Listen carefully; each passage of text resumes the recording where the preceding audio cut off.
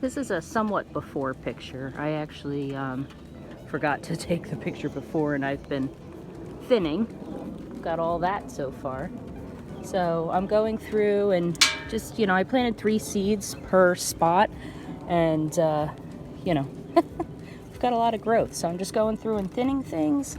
And we had some lettuces fall to the next tier, so I'm getting rid of that. But look at this beautiful.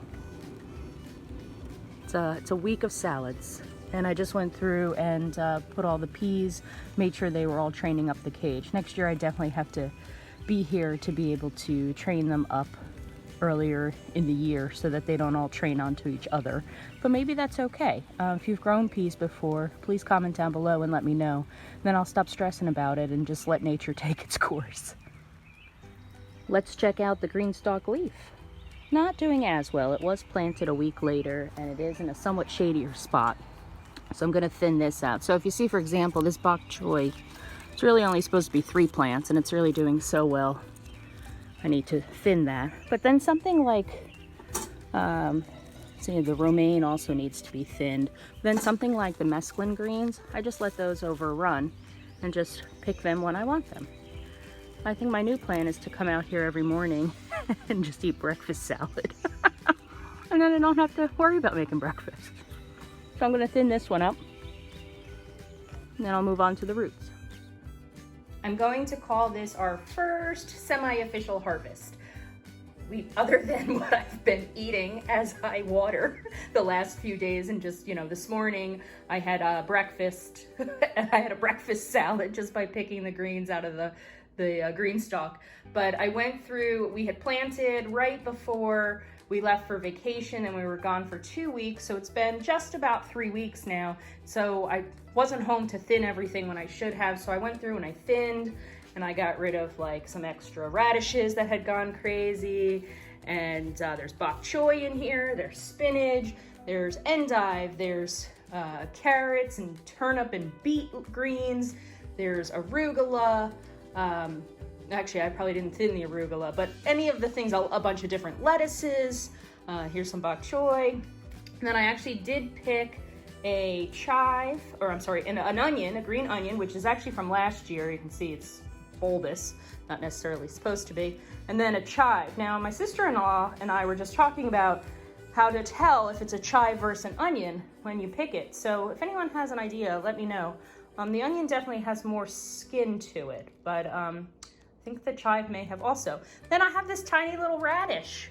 So I had to thin some of the radishes. They were right next to each other, so I thought it would be fun to bring that out, to pick that and actually eat it. My first radish of the season. Some of our radishes, though, look amazing. I should be able to pick some probably within the week or so. So anyway, so we're gonna have this, these greens, and then Joe made some pork, peppers, and onions. This is kind of our take on our Cinco de Mayo fajitas. Happy Cinco de Mayo to everyone out there. We're gonna have this for lunch over our greens, and it should be delicious. Yum. Greens, about 5 ounces of pork, some cooked peppers and onions with Cajun seasoning and fajita seasoning, both from Penzeys.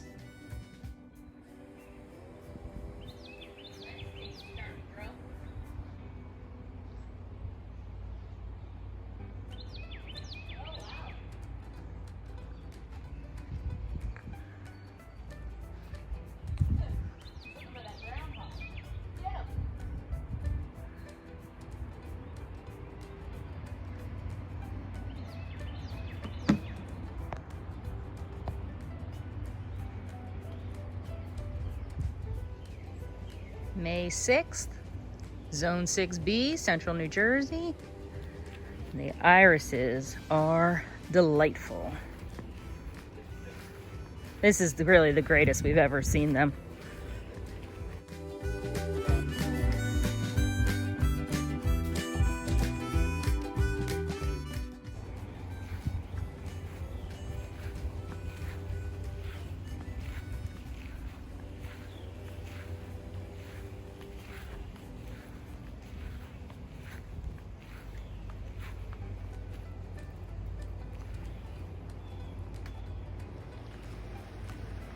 Today's harvest is sizzling away on the stove. It's a big pan. It was full. It's already wilted a bunch.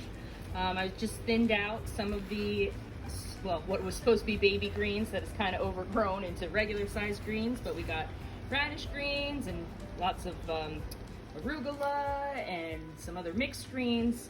I'm really loving the green stalks. They're really producing great. I just needed to thin this out, but we still have another few salads worth still in there just over the course of a few days. So, loving it. Yay. The harvest on the stove becomes a side of greens with some curry now cauliflower. It's a Pensie's curry now and some leftover chicken that I just heated up in the pan. Looks delicious.